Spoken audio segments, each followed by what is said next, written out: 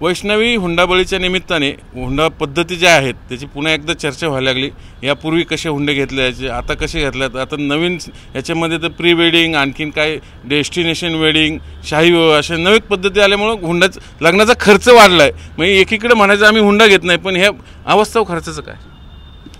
बघा, अवास्तव खर्चाचं जे चित्रण आता मीडियामध्ये आणि टीव्ही चॅनलला दिसतंय हे ठराविक पट्ट्यातलं आहे। मराठा समाज आणि बहुजन समाजामध्ये अगदी 2-3 लाखापासून टप्पे आहेत लग्नांचे। त्यामुळे जो दुर्गम भाग आहे, जिथे डोंगरी भाग आहे आणि शहरातला स्लम एरिया आहे, या ठिकाणचा जो मराठा समाज आहे हा साधारणतः 3 ते 3.5 लाख रुपयामध्ये लग्न लावतो। मग जरा मध्यमवर्गीय, उच्च मध्यमवर्गीय हे इथपर्यंत 20-25 लाखापर्यंत खर्च करतात लग्नाला।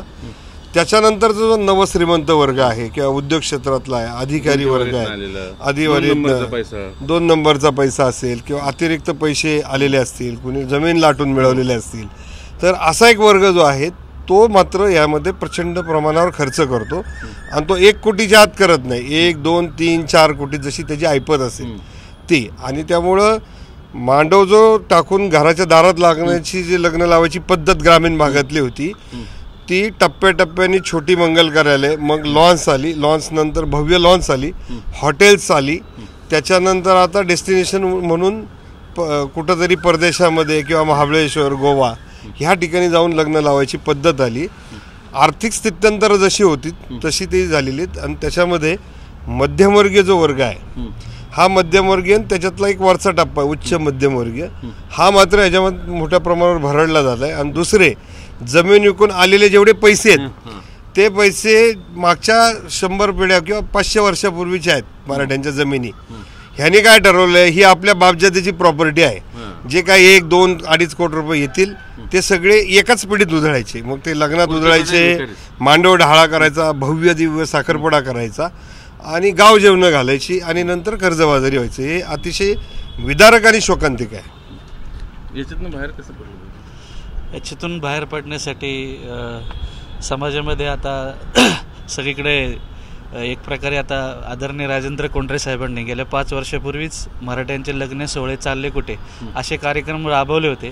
त्या कार्यक्रमातून जनजागृती करणे आणि सर्व मराठ्यांनी एकत्र येऊन हा जो मराठ्यांबद्दल जो गैरसमज झालेला आहे की बाबा मराठ्यांचीच लग्न मोठी होतात किंवा हुंडाबळी की असा काय प्रकार, तर सरसकट हा होत नाही आहे, काही ठराविक ठिकाणीच होतो।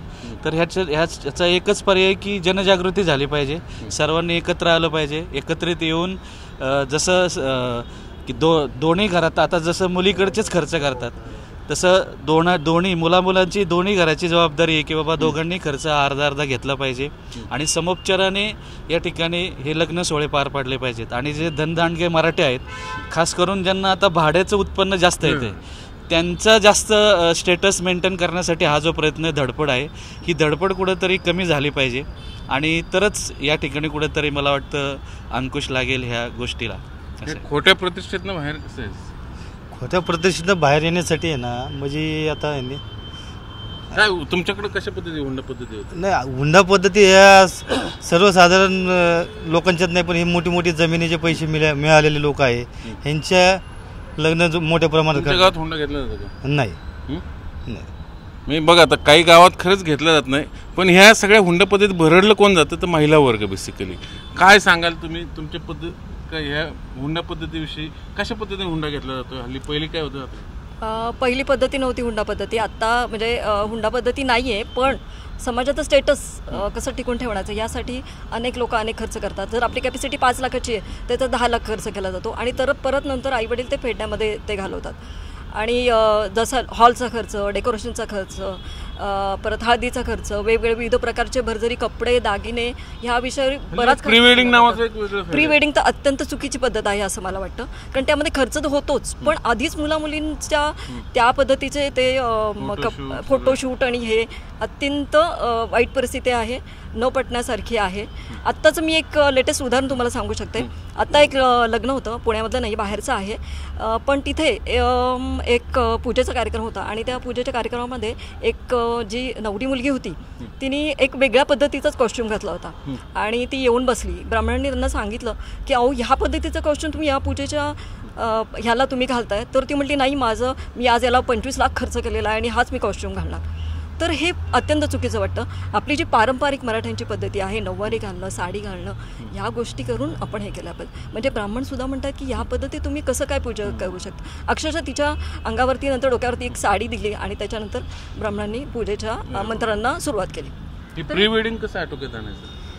प्री वेडिंग हे ना हिंदी पिक्चर मधले सगळे जे काही शो बघून एक फोटोग्राफर प्री वेडिंगची साधारणतः मिनिमम 2 लाख रुपये गावठी पद्धतीने केलं तर, आणि कॉर्पोरेट पद्धतीने केलं तर 20-25 लाख. मग ते गोव्यामध्ये करतात, कोण स्वित्झर्लंडला करतात.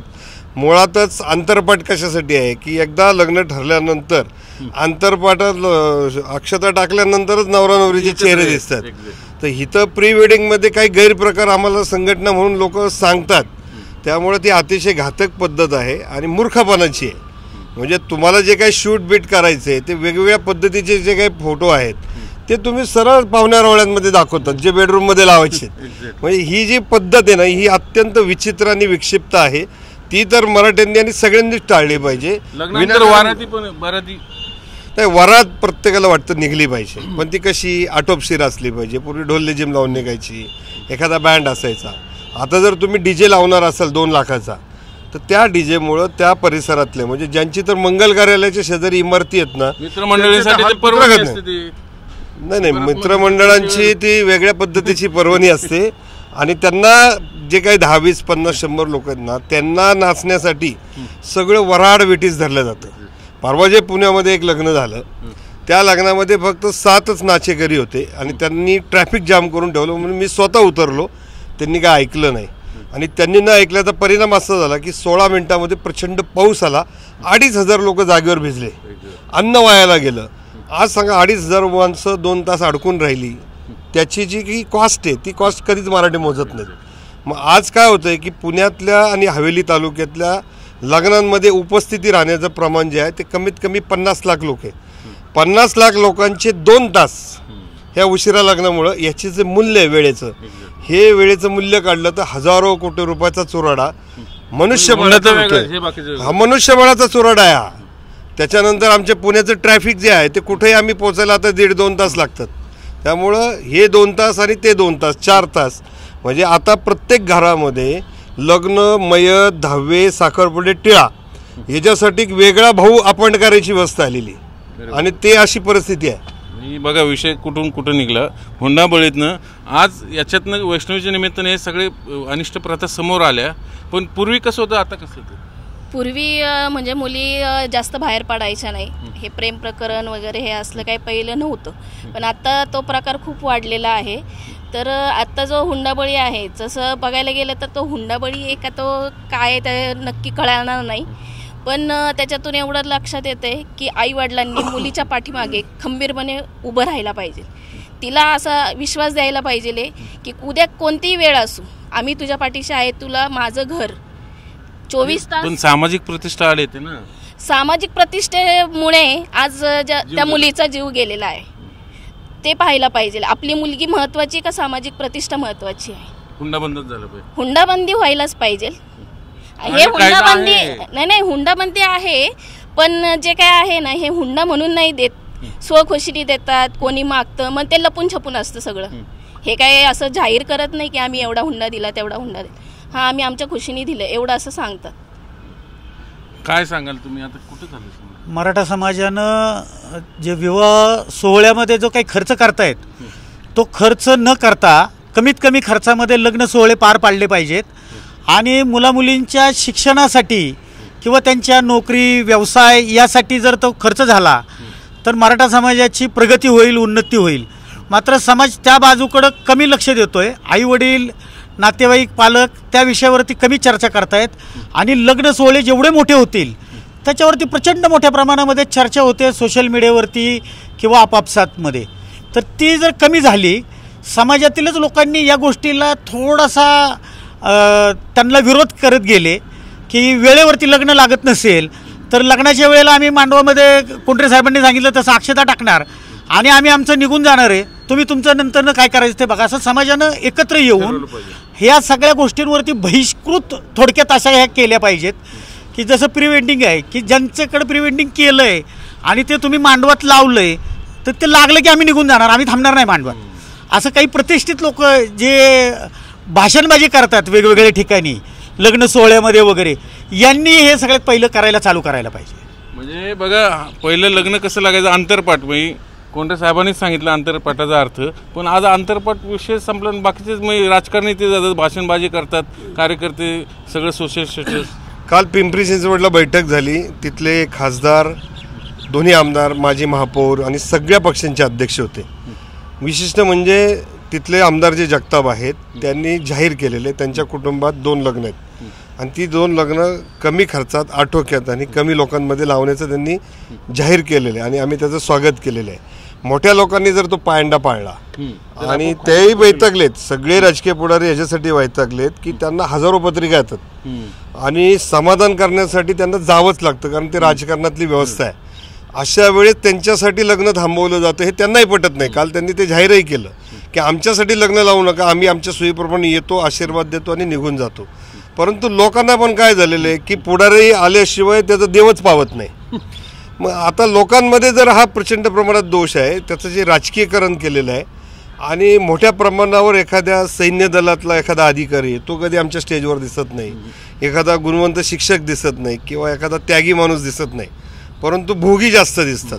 तर ह्याचं जर प्रमाण आपल्याला कमी करता आलं तर याच्यातून जे काही स्थित्यंतर आहे, म्हणजे एक माणूस मी असा पाहिला समाजकारणातला की त्यांनी किमान 2 कोटी रुपये सहकारातल्या एका निवडणुकीवर घालवले आणि त्याला मला नाही वाटत 15-20 लाख रुपये परत रिटर्न येतील. तर ह्याचा मी रिसर्च केला, असे 325 लग्नांचा केला. तर लग्नांमध्ये जे काही माईकवर पुकारलं जातं, दशक्रियाविधीत भाषण करायला मिळतं, त्याच्यासाठी हे लोक 2-2 कोटी रुपये घालवतात. म्हणून त्या आपले प्रसिद्ध वात्रटिकाकार आहेत रामदास फुटाणे, त्यांनी एक लिहिलं होतं की बंबई का आखरी मराठी माणूस वडापाव खाते खाते आणि ते टिंब.